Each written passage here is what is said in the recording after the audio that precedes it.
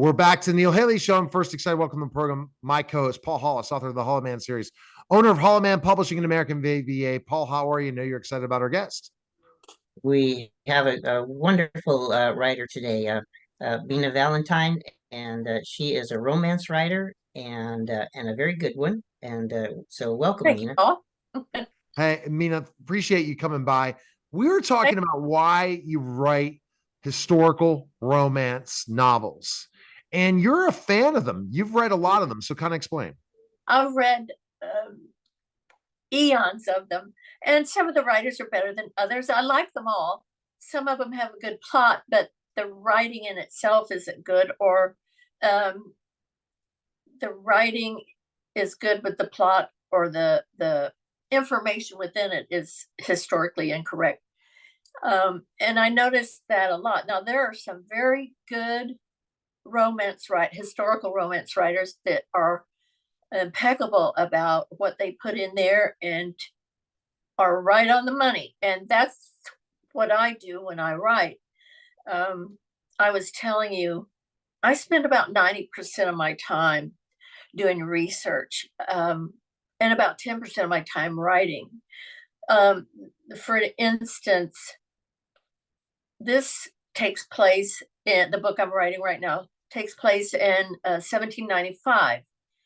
And they're at a small dinner party.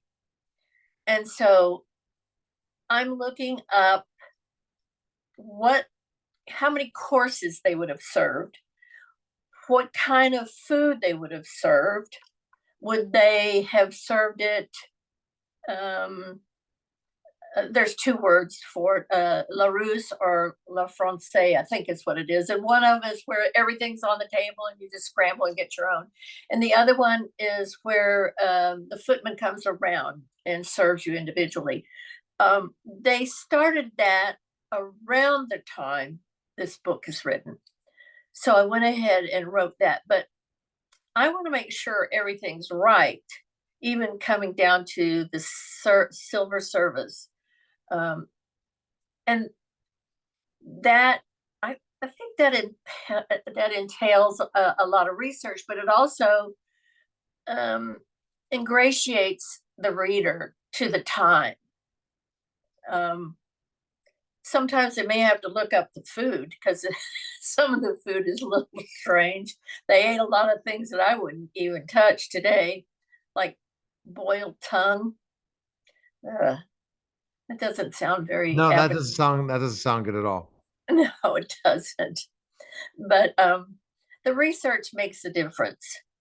And I enjoy that with my, I mean, I'm not touting my degrees, but I'm just saying with the degrees I've had and all the research that I've had to do in conjunction with those degrees, makes me pretty good at that.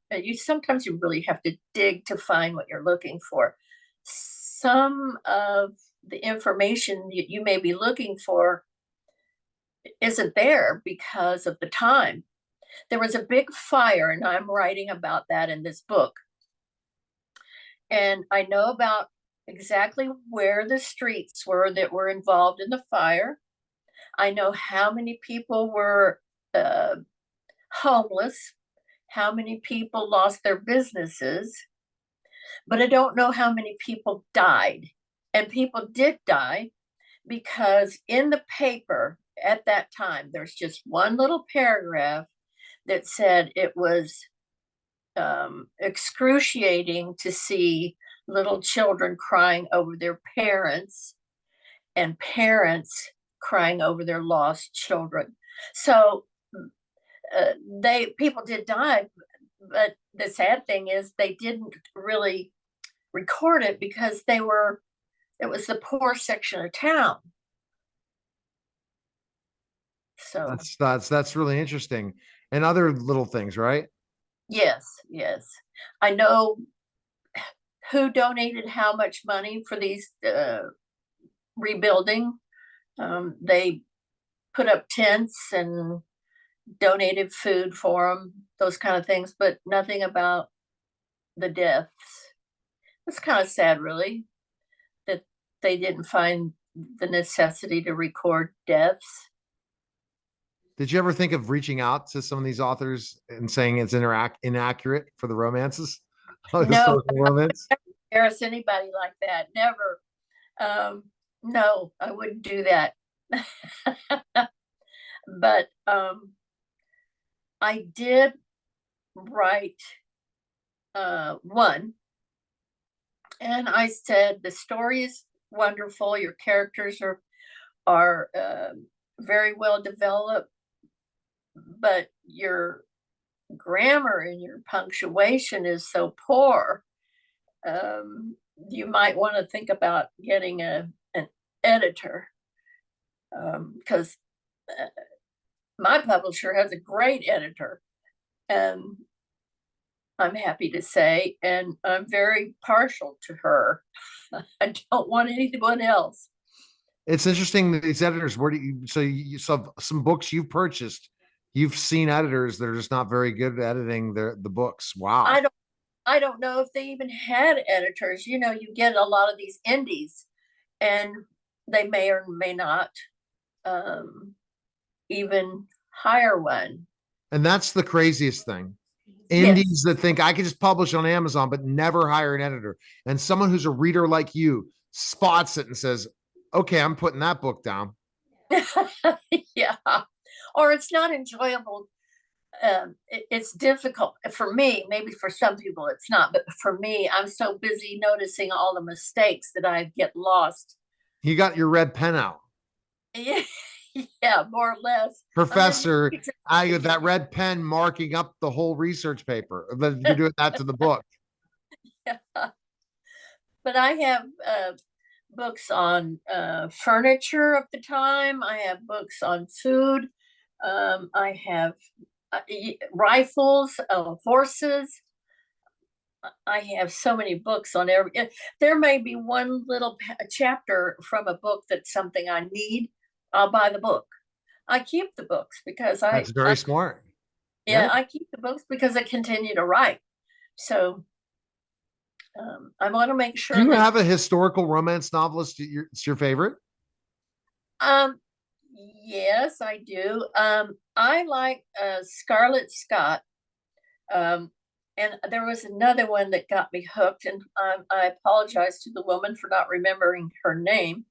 I started reading her. Isn't that terrible that I don't remember her name? Next week, what you ask me, and I'll tell you. But I started reading her, and then I started reading other writers and found Scarlett Scott.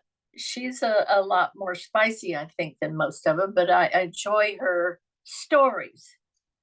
Are you familiar? Well, I just interviewed today on my show a paranormal romance novelist. Really? That's yes, cool. And they said they're very popular.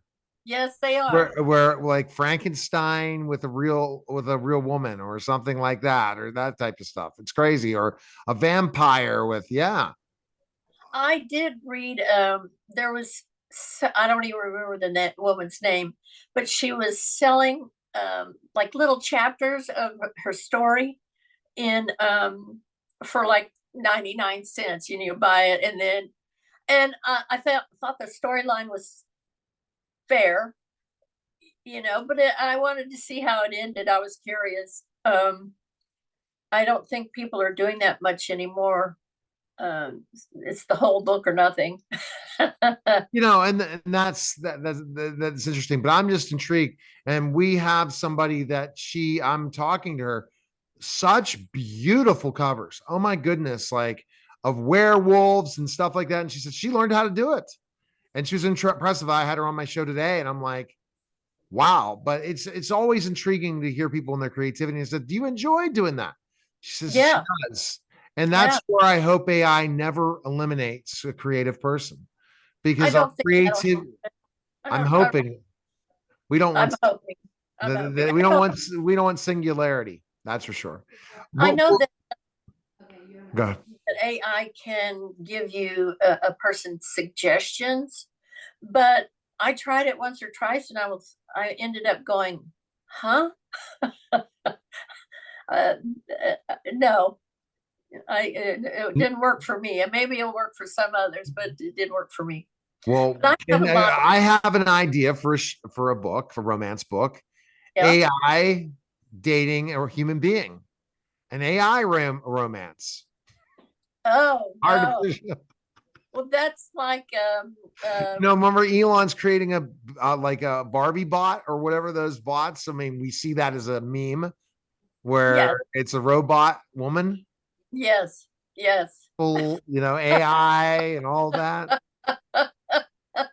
But Well, you have to, yeah. we still have to reproduce. I think we still need to populate the